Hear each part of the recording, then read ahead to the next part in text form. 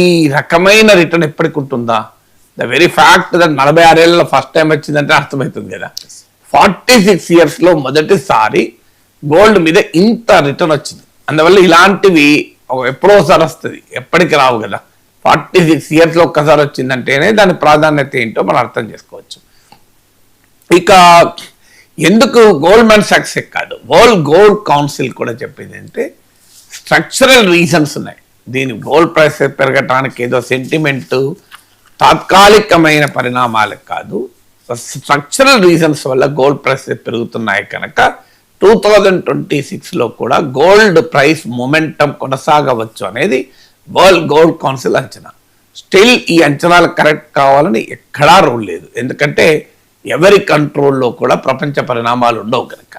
మరి ఎందుకని Goldman socks కానీ వరల్డ్ గోల్డ్ కౌన్సిల్ కానీ 2026లో కూడా బంగారం ధరల్లో ఊపు ఉంటుంది, ఎంత ఊపు ఉంటుందో తెలియదు కానీ ఇంకా పెరగవచ్చు, కొంతమంది అయితే ఈవెన్ 2 లక్షలకు కూడా చేరవచ్చు అని అంచనా వేస్తున్నారు.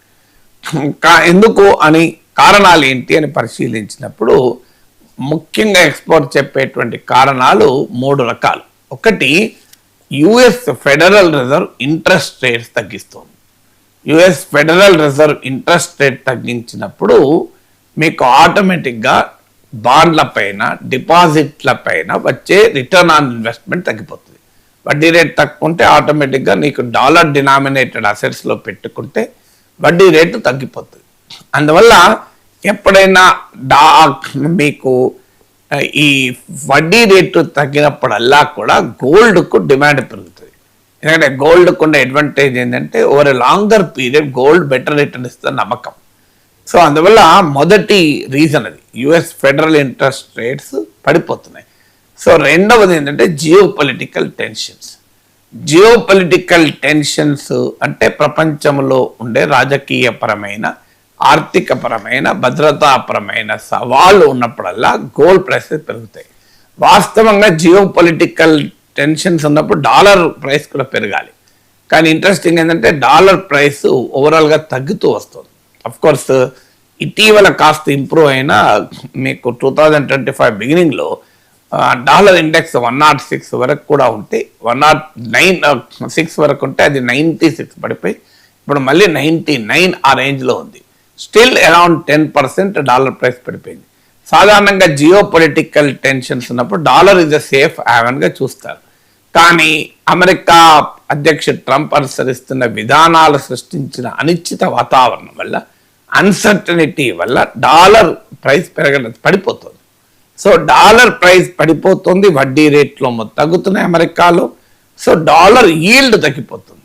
అందువల్ల ఇప్పుడు ఇక ఈ టైంలో ఏకైక సేఫ్ హ్యావెన్గా అంటే సురక్షితమైన పెట్టుబడిగా గోల్డ్ కనబడుతుంది. ఇది రెండవ ఫ్యాక్టర్.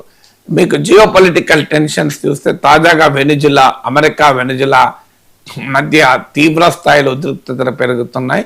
అమెరికా వెనిజులాను ఆక్రమించవచ్చని కూడా వార్తలు వస్తున్నాయి. ప్రెసిడెంట్ ట్రంప్ కూడా దాన్ని రూల్ అవుట్ చేయలేదు ఆ పాసిబిలిటీని. మీకు నావల్ బ్లాకేడ్ ఆఫ్ వెనిజులా జరుగుతోంది. ఇప్పటికీ 20-30 బోట్లను ధ్వంసం చేసింది America. Venezuela oil blockade, Venezuela చమురు రవాణాను ఆపేసింది. సో ఇక్కడ ఈవెన్ ఇన్వేషన్, మరో ఇరాక్ లాగా, మరో ఆఫ్ఘనిస్తాన్ లాగా, మరో లిబియా లాగా అమెరికా బలగాలు వెనిజులాలో ఎంటర్ అయ్యేటువంటి పరిస్థితులు కనబడుతున్నాయి. అదే జరిగితే ఒక ప్రొలాంగ్డ్ సివిల్ వార్ వెనిజులాలో జరగచ్చు. Venezuela is one of the oil rich countries కనుక వరల్డ్ ఆయిల్ ప్రైసెస్ పైన దాని ప్రభావం పడే అవకాశం ఉంటుంది. అంటే అమెరికా వెనిజులాల మధ్య పెరుగుతున్న జియో పొలిటికల్ టెన్షన్స్ కాస్త జియో ఎకనామిక్ ప్రెషర్స్ను పెంచే అవకాశం ఉంది. దీనికి తోడు ఉక్రెయిన్ వార్ 2025లో కాస్త హోప్ కనిపించింది, ఇక అయిపోతుంది అని అనుకున్నారు, కానీ ఎలాంటి డిసిసివ్ ముందడుగు లేదు, నిర్ణయాత్మకమైన ముందడుగు లేదు. అందువల్ల ఉక్రెయిన్ వార్ 2026లోనైనా ఆగుతుందా, దీనికి ఒక పరిష్కారం దొరుకుతుందా అనేది అనుమానాస్పదమే. తాజాగా యూరోపియన్ యూనియన్ ఉక్రెయిన్కు భారీ సహాయ ప్యాకేజీని ఆమోదించింది. సో అందువల్ల మీకు ఏం జరుగుతుంది అనేది స్టిల్ అన్సర్టెన్. పుటిన్ మాత్రం చాలా బలంగా తన వైఖరి పైన ఉన్నాడు. నాటో సభ్యత్వాన్ని వదులుకోవటానికి యుక్రెయిన్ ముందుకొచ్చినా ఈ ఉక్రెయిన్ రష్యాల మధ్య శాంతి ప్రక్రియ ఇప్పటికైతే స్పష్టంగా మనకు ఎలాంటి సంకేతం లేదు ఆగుతుందని. తాజాగా మళ్ళీ వెనుజులా సంక్షేమం కూడా ఆడింది. Geo political geo economic pressures పెరిగినప్పుడు సేఫ్ హ్యావెన్ వైపుగా ఇన్వెస్టర్ పోతాడు. సేఫ్ హ్యావెన్ ప్రపంచంలో రెండే రెండు, ఒకటి డాలర్, రెండు gold. So dollar already weakness ఉంది కనుక, డాలర్ వడ్డీ రేట్లు తగ్గడం వల్ల ఈల్డ్ ఇవ్వడం లేదు కనుక గోల్డ్కు డిమాండ్ పెరుగుతుంది. ఇది రెండో ఫ్యాక్టర్. మూడో ఫ్యాక్టర్ ఏంటంటే డిమాండ్. సో డిమాండ్ ఫ్యాక్టర్లో మూడోది ఏంటంటే సెంట్రల్ బ్యాంక్స్ గోల్డ్ కొంటున్నాయి. మీకు ఎప్పుడైతే ఈ అన్సర్టనిటీ పెరుగుతుందో ఒక ఎనీ ఇన్వెస్టర్ లాగా సెంట్రల్ బ్యాంక్ కూడా ఒక ఇన్వెస్టరే. అంటే సెంట్రల్ బ్యాంక్స్ అంటే మన రిజర్వ్ బ్యాంక్ ఆఫ్ ఇండియా లాంటివి. ఇవి దేశ మ్యాక్రో ఎకనామిక్ స్టెబిలిటీ అంటారు. స్థూల ఆర్థిక స్థిరీకరణ కోసం మ్యాక్రో ఎకనామిక్ స్టెబిలిటీ కొరకు ఫారిన్ ఎక్స్చేంజ్ రిజర్వ్స్ను మెయింటైన్ చేస్తుంది. ప్రతి కంట్రీ మెయింటైన్ చేస్తుంది. ఏ కంట్రీకి అయితే ఫారిన్ ఎక్స్చేంజ్ రిజర్వ్స్ తగ్గిపోతాయో ఆ కంట్రీ తీవ్రమైన మ్యాక్రో ఎకనామిక్ క్రైసిస్ ఎదుర్కొంటుంది. దాన్నే బ్యాలెన్స్ ఆఫ్ పేమెంట్ క్రైసిస్ అని ఇలా రకరకాల క్రైసిస్ ఎదుర్కొన్నాం. మనం శ్రీలంక అనుభవం చూసాం, పాకిస్తాన్ అనుభవం చూసాం, 90s ఇండియా అనుభవం కూడా చూసాం. ఈ ఫారిన్ ఎక్స్చేంజ్ రిజర్వ్స్ అంటే అర్థం ఏంటంటే కేవలం డాలర్లే కాదు. చాలా మందికి రాంగ్ నోషన్ ఉంటుంది, ఫారిన్ ఎక్స్చేంజ్ రిజర్వ్స్ అంటే డాలర్ లేని. ఫారిన్ ఎక్స్చేంజ్ రిజర్వ్స్ అంటే గ్లోబల్ మార్కెట్లో లిక్విడ్ స్వభావం కలిగిన రకరకాల అసెట్లు, అంటే గ్లోబల్ మార్కెట్లో చలామణి అయ్యటానికి అవకాశం ఉన్నవి. డాలర్లు కావచ్చు, యూరోలు కావచ్చు, ఇతర దేశాల కరెన్సీలు, యువాన్లు చైనా కరెన్సీ, ఇలా పౌండ్లు కావచ్చు, బ్రిటిష్ కరెన్సీ, గోల్డ్ కూడా కావచ్చు. So gold is also considered part of the foreign exchange reserves. So ఎప్పుడైతే డాలర్ను అమెరికా వెపనైజ్ చేసిందో, అంటే డాలర్ను ఆయుధంగా మార్చుకుని స్ట్రాటజిక్ ప్రయోజనాలు పొందడం మొదలుపెట్టింది అమెరికా. దానికి ఉదాహరణ ఇరాన్, మీకు రష్యా పైన డాలర్ రెస్ట్రిక్షన్స్ పెట్టింది అమెరికా. అంటే డాలర్లు ఉన్నా వాటిని ఉపయోగించుకోలేని పరిస్థితి, డాలర్లు పేమెంట్ను ఇబ్బంది పెట్టే పరిస్థితి. ఎందుకంటే డాలర్ల క్రయ విక్రయాలు అంటే సేల్ పర్చేజెస్ను ప్రపంచంలో స్విఫ్ట్ అనే వ్యవస్థ కంట్రోల్ చేస్తుంది. Society for world wide inter bank financial telecommunication system అనేది. ఈ స్విఫ్ట్ అమెరికా కంట్రోల్లో ఉంటుంది. సో అందువల్ల తన స్ట్రాటజిక్ ప్రయోజనాల కొరకు, అంటే రష్యాను పైన ఒత్తిడి తెచ్చడానికి, ఇరాన్ పైన ఒత్తిడి తెచ్చడానికి ఈ స్విఫ్ట్ పైన ఆంక్షలు పెడుతుంది. దాంతో డాలర్ను వెపనైజ్ అమెరికా ఎప్పుడైతే చేసుకోవడం మొదలుపెట్టిందో ప్రపంచవ్యాప్తంగా డాలర్ కాకుండా మరో రూపంలో కూడా తమ ఫారిన్ కరెన్సీ ఉండాలి అనే ఆలోచన మొదలైంది. అందుకు రష్యా క్లాసిక్ ఎగ్జాంపుల్. 2014లో రష్యా క్రిమియన్ ఆక్రమించినప్పటి నుంచి ఈ రిస్ట్రిక్షన్స్, శాంక్షన్స్ను ఊహించిన పుతిన్ పెద్ద ఎత్తున గోల్డ్ రిజర్వ్స్ పెంచాడు. ఇతర దేశాల కరెన్సీలతో పాటు గోల్డ్ రిజర్వ్స్ కూడా పెంచారు. అలాగే పొలిటికల్ జియో ఎకనామిక్ టెన్షన్స్ ఉన్నప్పుడు సేఫ్ హ్యావెన్ అంటే సురక్షితమైన పెట్టుబడిగా గోల్డ్ చూస్తారు అన్నాను కదా. అవి దేశాలు కూడా చూస్తాయి, కంపెనీలు, ఇండివిజువల్స్. మీరు నేను ఇంత గోల్డ్ కొనుక్కొని పెట్టుకుంటే సురక్షితంగా ఉంటుందని ఎలా అనుకుంటామో దేశాలు కూడా అలాగే అనుకుంటాయి. ఆ దేశాలు అనుకోవడం వల్ల సెంట్రల్ బ్యాంకులు గోల్డ్ కొని రిజర్వ్స్లు పెంచుతాయి. ఇప్పుడు ప్రపంచవ్యాప్తంగా మీకు 36,000 tons of gold central bank చేతిలో ఉంది. ఇలా RBI, federal reserve, China central bank, Japan central bank, ఇలా ప్రపంచ దేశాల సెంట్రల్ బ్యాంకుల వద్ద 36,000 టన్స్ ఆఫ్ గోల్డ్ ఉంది. ఎవ్రీ ఇయర్ వాళ్ళు 1,000 టన్నుల గోల్డ్ అప్రాక్సిమేట్గా కొని పెంచుకుంటున్నారు. ఇప్పుడు లాస్ట్ 3 years నుంచి ప్రతి ఏటా సగటున 1,000 టన్స్ ఆఫ్ గోల్డ్ ఈ సెంట్రల్ బ్యాంక్స్ రిజర్వ్స్లో పెరుగుతుంది. అలా పెరిగి ఇప్పుడు 36,000 టన్స్ సెప్టెంబర్ 2025లో గోల్డ్ ప్రపంచ బ్యాంక్ వ్యాప్తంగా సెంట్రల్ బ్యాంకుల వద్ద ఉన్న బంగారం నిల్వలు 36,000 టన్నులు, 36,000 టన్స్. అందులో ఇండియన్ షేర్ 880 టన్స్. సెప్టెంబర్ 2025లో మన రిజర్వ్ బ్యాంక్ ఆఫ్ ఇండియా దగ్గర 880 టన్స్ ఉన్నాయి. సో ఇలా ప్రపంచం అంతా కూడా గోల్డ్ కొంటుంది. సో ఈ గోల్డ్ కొనడం వల్ల ఏమవుతుందంటే సెంట్రల్ బ్యాంక్స్ దగ్గర ఇవాళ ఒకప్పుడు డాలర్ నెంబర్ 1 ఫారిన్ ఎక్స్చేంజ్ రిజర్వ్స్లో, నెంబర్ 2 యూరో ఉండేది. ఇప్పుడు యూరోను దాటి గోల్డ్ వచ్చేసింది. అంటే డాలర్ స్టిల్ నెంబర్ 1 కానీ సెకండ్ పొజిషన్లో ఇలా ప్రపంచవ్యాపితంగా సెంట్రల్ బ్యాంకులు యూరోలలో దాచుకున్న దానికన్నా బంగారంలో దాచుకున్నది ఎక్కువ. అందువల్ల ఈ 3 ఫ్యాక్టర్స్ ఇప్పుడు నేను చెప్పింది. ఒకటి, US federal reserve interest rate cut 2026లో ఇంకా 2 సార్లు కట్ చేస్తారని అంచనా. సో ఇది మొదటి కారణం. రెండవ కారణం ఏంటంటే మీకు ఈ జియో పొలిటికల్ టెన్షన్స్ పెరగడము.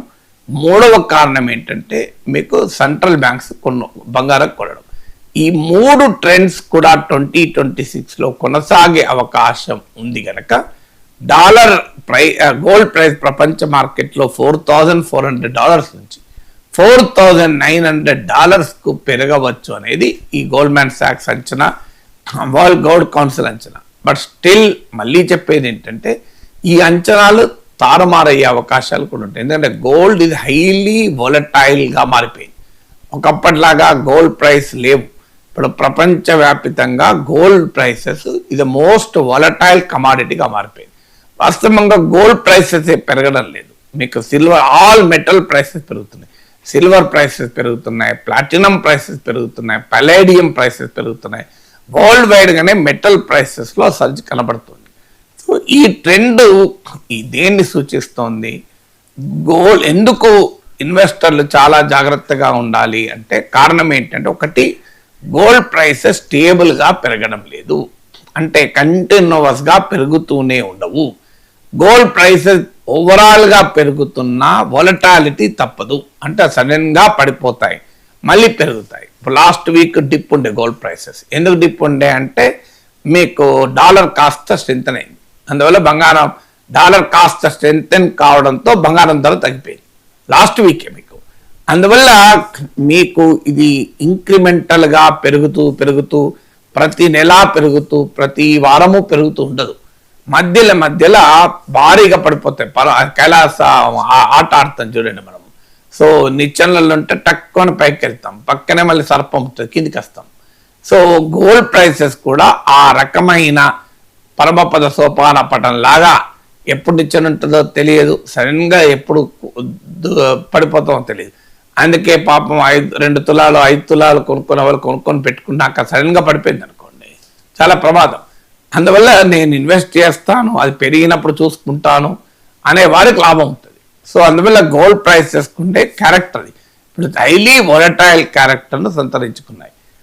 రెండవది ఏంటంటే ఈ ఫ్యాక్టర్స్, ఇప్పుడు నేను ఇంతకుముందు చెప్పిన ఫ్యాక్టర్స్ ఏవి ఎటువైపు మారుతాయి ఎవరు చెప్పగలం? రేపొద్దున ఉక్రెయిన్ వార్ క్లోజ్ కావచ్చు, రేపొద్దున వెనజులా క్రైసిస్ తగ్గవచ్చు.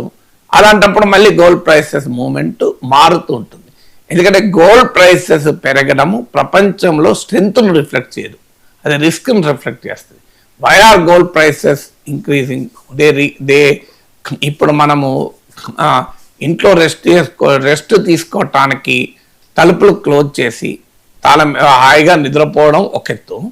కానీ ఎవరన్నా దొంగలు పడుతున్నారని బయట పోలీసులు అనౌన్స్ చేశారు, మీరు జాగ్రత్తగా ఉండండి, దొంగలు పెరిగిపోతున్నారని అనౌన్స్ చేశారు, లేదా అల్లర్లు అవుతున్నాయి బయట అనుకోండి, మనం డోర్ పెట్టేసుకొని లాకేసుకుంటాం. 2 సార్లు డోర్ పెట్టుకుంటాం. కానీ మొదటిసారి డోర్ పెట్టుకోవడమేమో నీ సురక్షితంగా, స్థిరంగా, ప్రశాంతంగా, హాయిగా ఉన్నావు, నీవు విశ్రాంతి తీసుకోవడం డోర్ పెట్టుకున్నావు. రెండోసారి ఏమో భయాందోళనలు ఉన్నాయి, పరిస్థితి రిస్క్ ఉంది, బయట అల్లర్లు జరుగుతున్నాయి, ఎప్పుడు ఎవడు రాలేస్తాడో తెలియదు కనుక డోర్ పెట్టుకుంటున్నాం. 2 డోర్ పెట్టుకోవడమే. కానీ మొదటి డోర్ పెట్టుకోవడము స్టెబిలిటీకి సింబల్, రెండవ డోర్ పెట్టుకోవడం రిస్క్ సింబల్. ఇప్పుడు స్టెబిలిటీ కాదు, రిస్క్ సింబల్గా నడుస్తుంది. అందువల్ల గోల్డ్ ప్రైసెస్ స్టెబిలిటీని, స్ట్రెంగ్త్ను రియలైజ్ చేయడం లేదు, రిస్క్ను రియలైజ్ చేస్తుంది. అందువల్లనే జాగ్రత్తగా ఉండాల్సిన అవసరం ఉంటుంది. చిన్న బ్రేక్ తీసుకుందాం సార్, బ్రేక్ తర్వాత